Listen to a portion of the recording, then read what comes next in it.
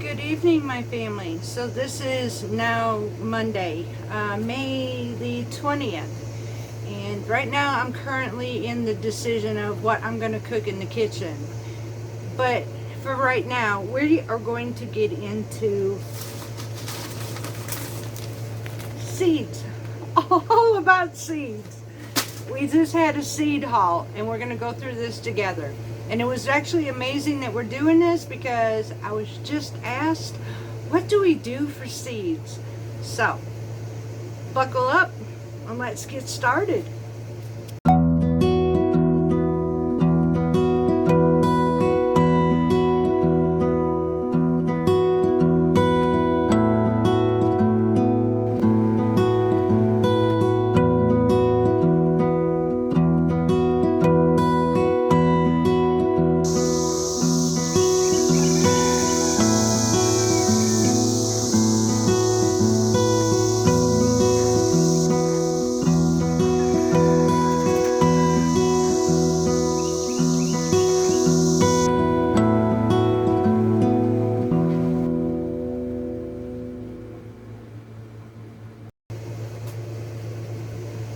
Okay, y'all, so we have a seed haul that came in, and I'm going to go through this with you to show you what we like to use, and I'm going to tell you why we do this, the purpose for everything, and what works best for us here in the Deep South. So I'm going to start with, this was actually a mistake because I was actually looking for pole beans. I can never have enough bush, so I need to go do another seed haul. I'm going to tell you my method here. Okay, so I used to, at the end of the season, which would be our first frost, I would get ready to go ahead and do my seed haul for the new year. However, I've noticed that by the time I do this, there's a lot of seeds that were unavailable. So I started watching everybody's growing season. For us, we start around April to the beginning of May, and it for us is our last frost. Now, for a lot of people, that's for the south, but for the north, theirs is usually much later into Memorial up until June. So June seemed like the end of May, beginning of June seemed like the perfect time for me. Everybody's starting to grow, they did their planting, and so they're not thinking about it until the end of the year. I am going to be different, so I'm doing this now. So this is what we have so far. I have my jade bush beans and I have my provider beans. Now I grow these and pole beans, and I will grow an abundance of them because I like to can mine. Two ways. We love them fresh too. So there are two ways that I can mine, and I love certain type of beans for this. I make French style, and so I don't have to worry about, you know, a lot of people will can their beans and they love the cut, but I like that French style, so I need like a more narrower type of bean. These make perfect French cut beans to can, so therefore that's the reason why I chose these. We have our bunching onions. I can do these two ways. I can do this by seed, and I can also do it when I go buy them from the store, cut them off an inch, put them in the ground, and they regrow. So either way it goes, I get my onions. We have our yellow squash, and I told you this time I'm going to try something new. And so here's what it comes down to. Around April and May, we have a tremendous amount of issues with borer vines, and they get my crops every single time. I even tried to cover them this year and it did not work. So what I'm thinking of, we do have a long season, like 248 days of growing. So I may wait until borer vine season is over toward the end of May, beginning of June, and start planting my seeds. Now, I could do this straight by planting the seed, or wait until about May the 1st to plant seeds indoors and have my plants ready outdoors by the end of borer vine season and getting them underway and already be producing. They grow pretty fast. They start producing pretty early. So I do have that option, and so that's why that's what I'm going to do. I am so tired of wasting these seeds, so this should hopefully be my last waste. Be right back. Okay, y'all. So the next one I went and got is dark green parsley. I like the flat parsley. This makes amazing herb for Mediterranean. Now I will tell you, flat parsley is a lot better for cooking than curly parsley. Your curly is thicker, tougher, and more for a garnish. This, the flats, are more for your cooking and drying. These are the ones mainly that you would dry to put in your seasonings or fresh. So I thought I'd tell you the difference because a lot of people don't know the difference, and these have more flavor than the curly does too. So I had to do this because I'm looking, that one did so great, and although it comes back every year, it's still getting thinner. So I'm going to start another section because I go through this and I do not. My goal is not to buy any more herbs from the grocery store. This being one. The second one would be cilantro.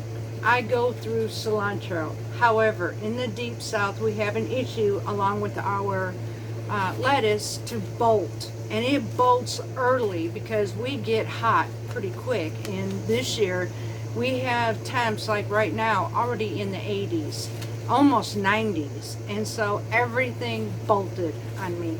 So I went with the slow bolt cilantro along with the slow bolt, which I absolutely love, arugula. We need something slower. So this is why I went with both of these.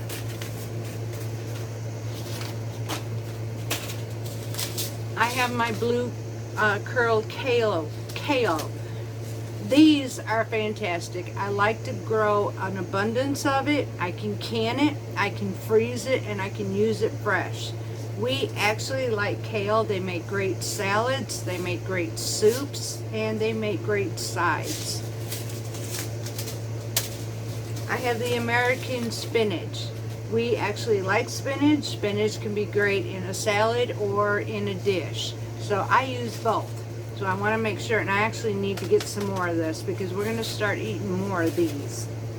And then last but not least, I have two different varieties of dill. Now, a lot of people will grow dill just for pickles. I'm not doing that. I have dill in a lot of my Mediterranean food, whether it be from the seed or the weed. So I can freeze this, I can dehydrate it and use it. So I plan on growing a lot of dill and using it up.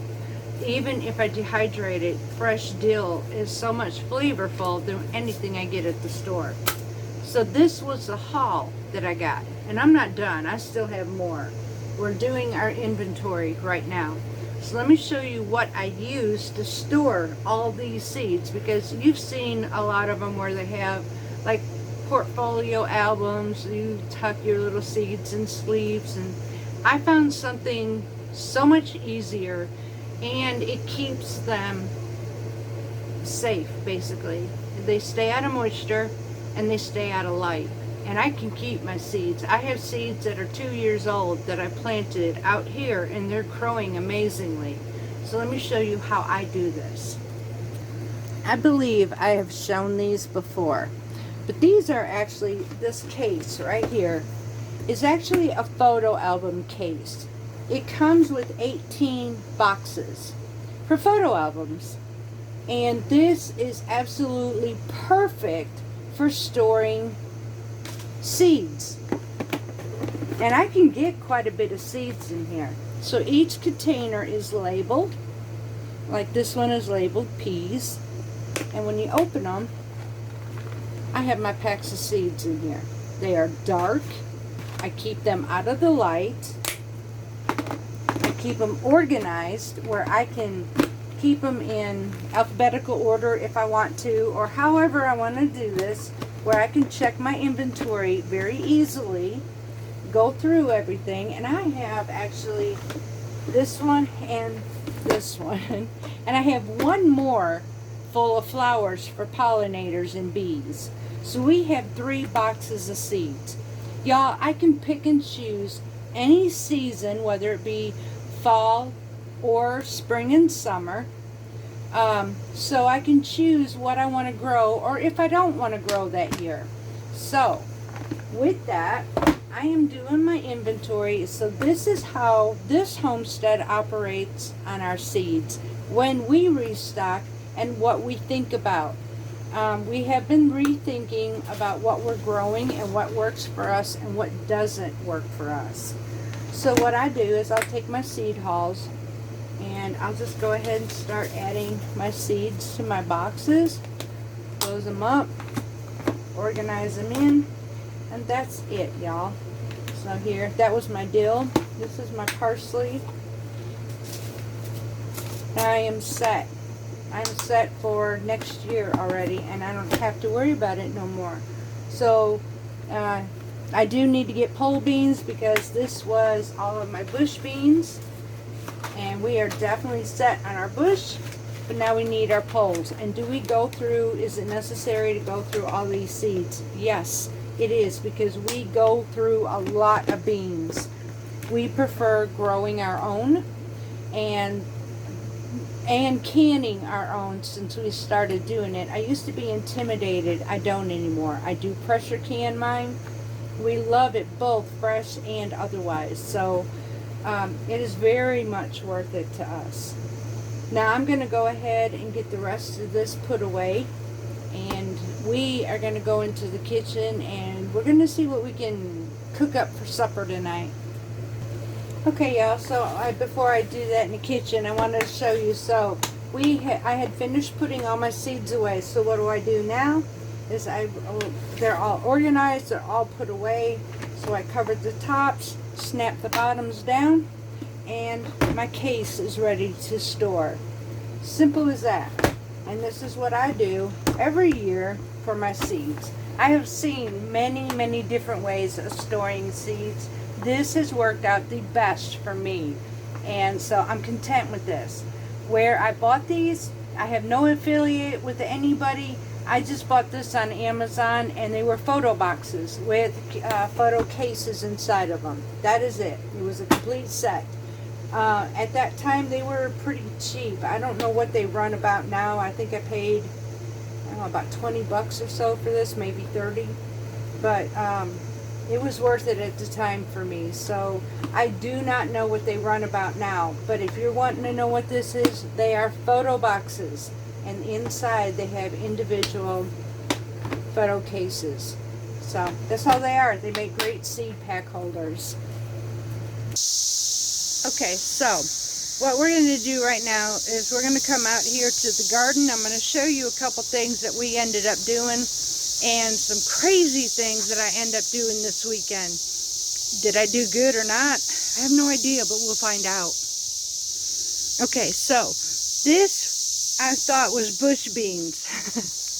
Y'all, that is about the craziest bush bean I had ever seen, if that be the case. So what I learned was I planted pole beans. So I needed to do something. So you see all that empty space right there?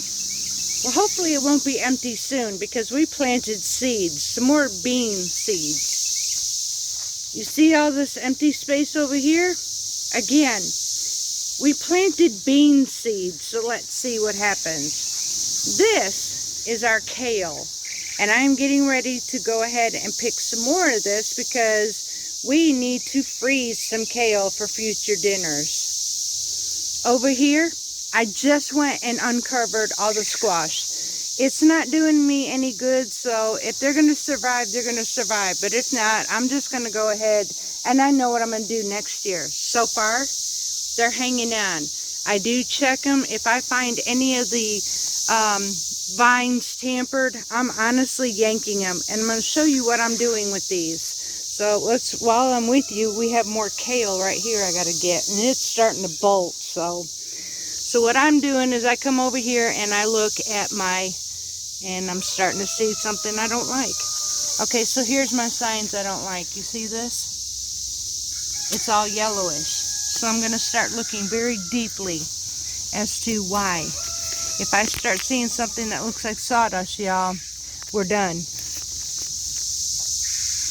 And so far, I don't know. I'm going to keep my eye on this one. It's not looking promising. Let's see if I can get this in deeper. It's not wanting to focus very well. It's not wanting to focus very well, but I'm going to keep watching this one. We'll see what happens, but it does not look promising to me. That tells me a boar vine got to it. I do not want these getting into my soil, so I will end up having to yank them. So I'm going to go ahead and check these right quick. I check them all the time, and I really hate to lose my crops. I really would. But I'd rather take a loss than them things getting up in my soil. There's another one I don't like looking at. Hang on. No, so far this one's alright. Let me pull this. The rest of them look still pretty good. So let me show you how I get rid of them. Okay, so boar vines. I told you, you do not want these in your soil, which means you do not want to compost these either. So I end up putting them in the barrel. And I will let them decompose if I have to inside this barrel, because it will kill the boar vines right where they're at. They will not spread to my soil in any way, not even in my compost. They say that actually you can even burn them. So I'm done with them. Over here, this was our lettuce bed, if you remember right. However, everything bolted. The celery was already ready for picking, but all of the lettuce bolted. So we pulled that. What is left, though, is we have our bean plants. And they are literally starting to put beans on. So we are starting to pick these. So it's almost time for canning on that. Now I can go ahead and plant more lettuce if I want to. And I'm sorry, it seems like the camera's not wanting to work too well out here today. And this is a Jamaican sorrel. So we're leaving that one in here as well. Let's go on to the next. Yeah, I'm not sure why our camera's not working out here too well, but now this was the other set of bush beans all the way down this bed. And check this out, y'all. Look, we got beans, and I need to come out here and start picking these. So we're getting beans. Our basil's coming up. We have our, Lord have mercy, what's wrong with my camera out here? We have our cucumbers growing along this whole thing over here. Right along this whole fence line, we got cucumbers, and they're doing amazing. We have our fennel here, our beets, and our carrots over here. All right, y'all, so I'm going to show you in a different way because the camera doesn't want to work the other way very well. So this is our bed for eggplant. We're starting to get blooms on them over here too. We're going to see how well this works. But, I mean, so far, some of these are looking great. Will they all work? Probably not. But I'll get what I can take out of them. This here. Okay, so this here is our pepper bed. As you can see right there. And there, y'all, there's our tomatoes. And look, oh, let me see if I can bring you around here. Hang on. These tomatoes, these are all San Marzanos, y'all. I want to show you this part. Look at the clusters. We are growing amazing clusters of San Marzanos. I cannot wait this year. And these are indeterminate. They are not determinate plants. So I'm looking forward to canning my own instead of having to pay expensive prices for it. And then we have our 20-footers, which they're pitiful. We got some things growing, some not. We have our pole beans over here as well. And we have some watermelon growing over here, baby watermelons actually, like right about there. So this is what we got going on so far. Okay, so we are back inside. First of all, it is very loud. Second of all, it is hot. So, and I need to start supper. Tomorrow is our coffee tea time moment, and I have some exciting news that hubby and I have sat down to discuss, and it is the biggest thing we have ever done on this homestead. It's not just for us. We are looking at our future farmers, beekeepers, and homesteaders. So I cannot wait for tomorrow's coffee or tea time, whatever we decide to do tomorrow. I cannot wait for that one, because I am going to reveal the biggest thing that we have ever done since we started homesteading. So I'm going to keep that secret for right now. In the meantime, I'm going to figure out what we're going to have for supper. And I think we're going to go with Mexican tonight. So meet me in the kitchen and we're going to go ahead and cook dinner. Okay, y'all. So hubby wants Mexican tonight, and I actually have some boneless pork ribs. So I'm trying to sit here and think, what can I do? And it hits me. I am going to do a basically safer method of carne asadas for supper tonight. The only thing is, there are a few substitutions I'm going to have to add for ours that will not work good for hubby. So from the original, if I don't do that. So I'm going to show you how I'm going to do this as close as I can and see what we can come up with, okay? Okay, y'all, so we're going to start with our seasoning mix.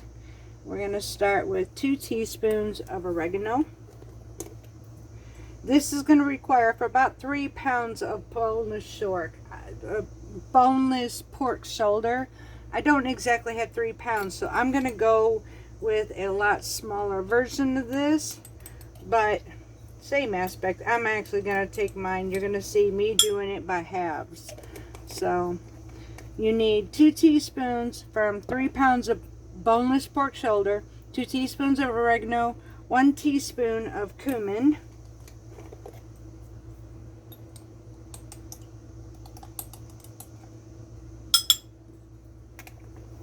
a half a teaspoon of cayenne pepper. I'm using Jalapeno pepper. We happen to like that Mediterranean pepper. It's an amazing one. A half a teaspoon of coriander.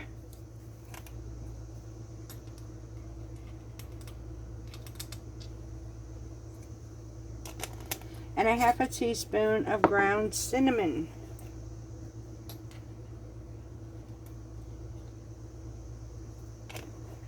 And 2 teaspoons of salt.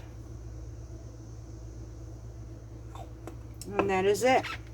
Now, I'm going to mix this all together, and in a bowl, I am going to go ahead and get started on getting this rubbed. Okay, so we have our pork. Now, I'm going to cut this into smaller pieces, about in half-wise, basically. I'm just going to make some nice big chunks. Just like so. Add this to a bowl. Remember, I'm using ribs, so I'm using what I have. That I had in my freezer. I'm not running to the store and finding anything extra special. We need to start new stocks and use up what we have. So, and personally, the price of groceries is getting crazy, so I'm going to use what I have. Now I'm going to take this seasoning and I'm going to generously sprinkle it all over all of this pork, and we're going to incorporate it really well into marinating or rubbing this pork and coating it really well. We want every bit of this.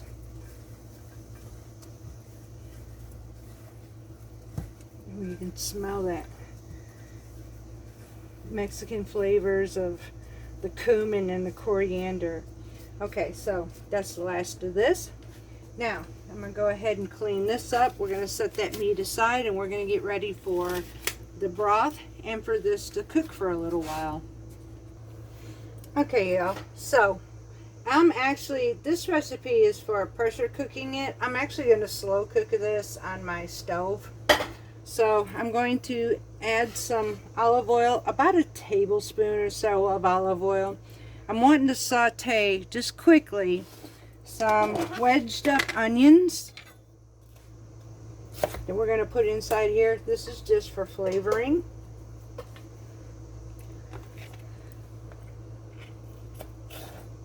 go with our pork. You're going to need about 2 onions wedged.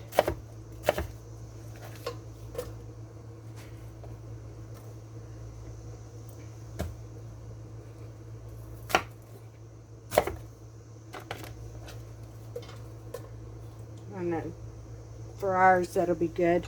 Now you're going to need 2 cloves of garlic smashed. And that's going to be super easy. I'll show you how to do this. We just take, let me back this up a little bit so you can see this right quick. Alright, y'all. So, I am going to take my garlic right here. And I'm going to take the casings off of it. Or, yeah, that's the hull, whatever you want to call it. Sometimes this just likes to stick. So, when that happens, I'm going to mash it anyway. So, we're going to take my knife, and just lightly pop it. I don't want to kill it. I just want to pop it. And then I took my skin off. So, now I'm just going to take that and throw that into the pot. That's it. We don't have to do any more with it. We're going to bring this up to a heat. And then we're going to add... You need, it says 2 jalapenos seeded and sliced. Okay, well, I have a different method. Because I don't have any fresh jalapenos, I have mine canned. So, I'm going to actually take a few of these jalapenos and throw them in the pot. No sense wasting. It is edible. It's still usable. And so that's what we're going to do. I'm going to grab a few of these and pop them in here. Just like that. And it would be equal for me. Actually, what is left in here will finish off what I need to do. It'll be the right amount. So let me go ahead and get this started. We're going to get this heated up and we'll be right back.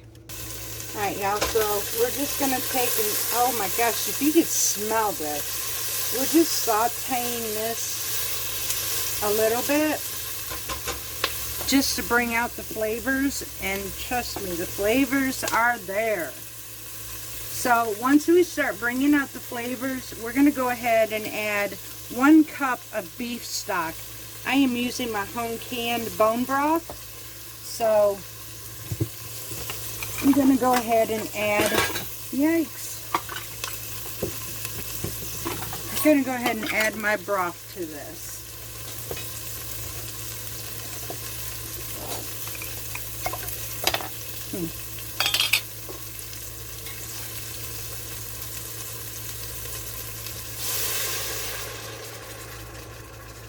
Now here is where I change it. I'm going to actually go ahead and add just a little bit more broth to mine. And it calls for cutting up 2 oranges now and putting it in here. However, an orange to a diabetic is not their friend. So what I am going to do is I'm going to substitute my acidic with some lime.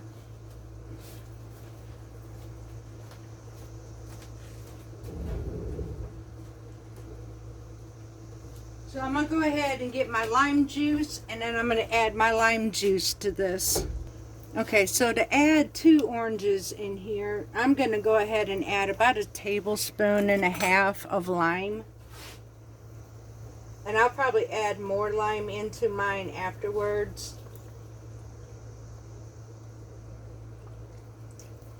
And that's it. Now, all that flavorful pork that we did, we're going to go ahead and start adding this into our pot. And we're going to cook this down till it is pull apart tender.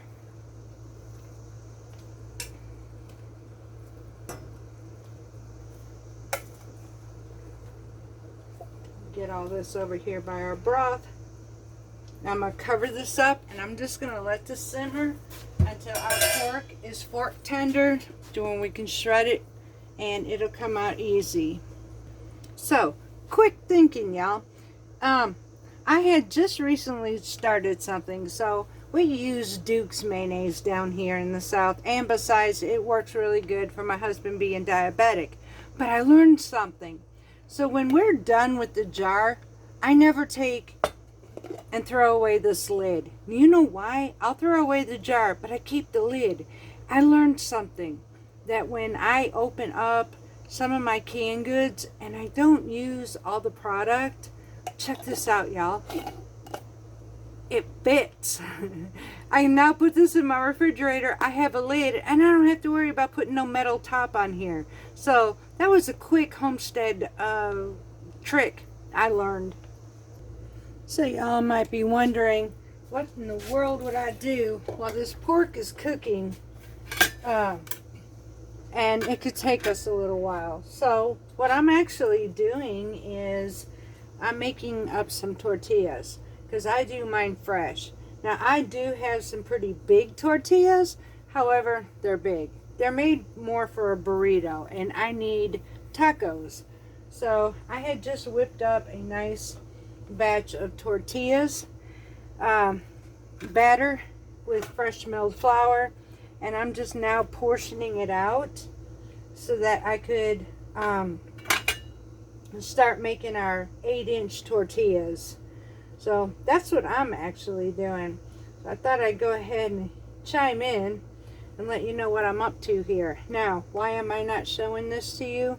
Because I've done tortilla videos already, and I don't want to bore you all by the same old, same old. I am using soft or hard white wheat for this, and I'm just sitting here making up these balls because it's going to have to rest for 20 minutes. And I'm currently weighing them out to about 50 grams each. It gives me about the right amount that I need to press and cook. So our pork is smelling amazing, y'all. So we are on our way to having a Mexican meal. Now, as you are noticing, that is not Mediterranean.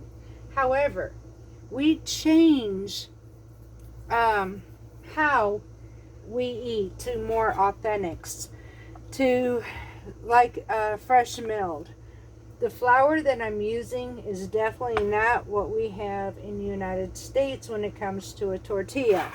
So, and the ones they have like in Mexico or such, a lot of them use for their corn tortillas especially, they will use fresh milled corn or masa. So we don't do that. We buy stuff from the shelf. So you will find that we do some different type of foods along with Mediterranean, and yet we still make it healthier versions of what we can do.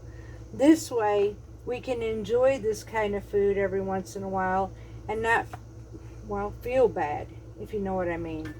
So I just thought I'd let you know, we don't always do Mediterranean. We do enjoy a good Mexican meal. We actually like it. We just choose better, healthier options. And one would be our tortillas. We're choosing to do fresh milled tortillas versus the store-bought, or using the store-bought flours to make this. So I'm going to go ahead and finish up my tortillas while our carnitas are cooking up, and we will be right back. So look here, y'all. I had just a little bit of cilantro growing, but it's enough that I went out and picked for supper tonight. See, this is why I love homesteading. Even the littlest things that grow can be so big just for a meal. So that was my timer to heat up my comal and get our tortillas ready. So the pork is almost ready to pull out and shred. Supper, y'all, is almost finished. So I'm gonna go ahead and get started in making these. If I have too many, that's great, because I can freeze them. That's my goal anyways. That way I don't have to keep making them all the time. I like to make and pre-make things ahead. So I will have breakfast burrito size and regular taco size. Alright, y'all, so we're on our last tortilla. Our pork is ready to pull. So we're going to go ahead and finish this. get our pot ready. And we are fixing to do our pulled pork. Supper is almost ready. Now, this took approximately about an hour, hour and a half meal, even with fresh milling my own tortillas. So this really wasn't that long of a meal, y'all. And to get a healthy, a pretty healthy version of this is amazing. So I've got 14 of these. Finish this off. We're going to go ahead and pull our pan of pork onto our mat. I turned off the eye on this one, and I'm going to show you what we're going to do with the pork. Okay, y'all, so now we need to take and pull apart our pork. Oh, wow, the whiff of that when you pull that lid off of it was amazing. So I'm just going to actually, you see how tender? This fork is just mashing it down. This is what we want to do. This is going to be the meat source to our supper tonight. And then I'm going to sop this meat into the juices that is still in this pot. Oh, I swear YouTube needs to have smell-o-vision. So that's all we do. This is carne asadas. Some people add brown sugar to theirs and whatever. I don't do that. Like I said, we try to keep this undiabetic friendly as possible. Hence the reason I don't even add oranges to this. But I do have a nice acidic. And lime juice does just as good. And I'll be adding some more actually to this. I will be going ahead and taste testing it here in a moment too as well. So I'm going to go ahead and finish this meat section off. I'm going to actually go get 2 forks instead of a spoon and fork because it don't work very well. Now that's more like it. 2 forks does way better than a spoon and a fork. And now I'm almost done. Y'all, this came apart so beautifully and nicely.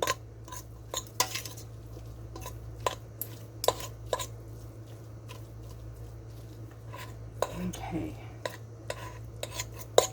I'm actually going to taste this just for a moment, see if we need to add anything. Oh my goodness. Nothing. Honestly, this doesn't need anything. The flavors are spot on. All I would add, if it were me, is just, which I'm going to, is just add a little bit more lime juice to this. But wow, this is amazing. And I'm excited for supper tonight. So I'm going to set this aside. We're going to keep it warm until hubby gets home from work. In the meantime, I'm going to press our sides, like cut up our cilantro and shred our cheese, and we're going to get ready for carne asadas tonight. Okay, y'all, so now we assemble our meal. So we have our tortilla, which is homemade. We add our carne asada meat in the center here. I'm going to add just a tiny bit of lemon juice. Or not lemon juice, lime juice. Now, I don't have any fresh limes. I told you I'm making do with what I have. So we just sprinkle on some lime juice. Sprinkle on some cilantro. Some cheddar. Go ahead and scoop in some avocado. In here as well. Some salsa.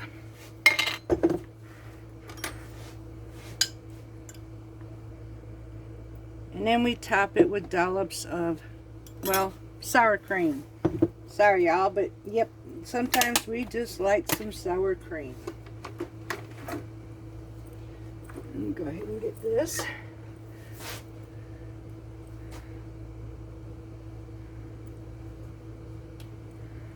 And that's it, y'all. We have a beautiful carne asada for supper tonight on a soft tortilla. So, I hope you enjoyed this. Okay, my family, so that is supper tonight. We are really hungry. Hubby just got home, so he is really hungry. I will put the recipe to the carne asada in the description box below. Also, y'all, I am going to start, and the reason I did the seeds, I'm going to start concentrating more on growing our own. The things that I'm finding at the grocery store, and I'm going to tell my experience tomorrow also during coffee time. I am sick and tired of wasting my money. And I'm going to tell you and explain to you how this homestead is buckling down.